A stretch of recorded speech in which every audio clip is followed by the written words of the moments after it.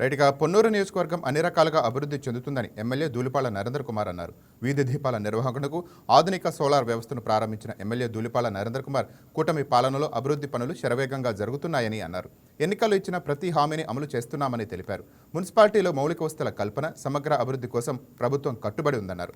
Drainage అభివృద్ధికి 32 కోట్ల నిధులతో ప్రణాళిక రూపొందించినట్టు తెలిపారు. దాతల సహకారంతో ప్రతి ఇంటికి ఆర్ఓ వాటర్ అందించేందుకు కృషి చేస్తామని తెలిపారు.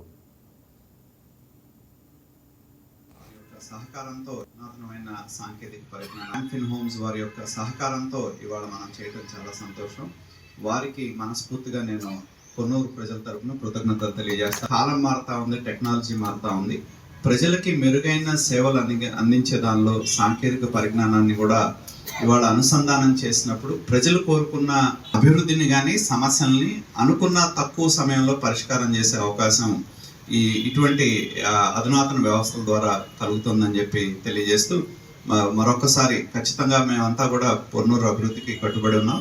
ఎందుకంటే గతంలో అంటే పొన్నూరు అంటే అభివృద్ధి అంటే దోపిడీ అనే పర్యాయ పదం ఉండేది. కానీ ఇవాళ అలా కాకుండా ఎవరు ముందుకు వచ్చిన సిఎస్ఆర్ కింద కానివ్వండి, ఏ విషయంలో అయినా ఎవరు ముందుకు వచ్చినా కూడా వాళ్ళ సహకారాన్ని తీసుకొని పొన్నూరు పట్టణ అభివృద్ధిని ముందుకు తీసుకువెళ్లే విధంగా ఇక్కడ ఉన్న అధికార యంత్రాంగం అలాగే మేమందరం కూడా పనిచేస్తా ఉన్నాం.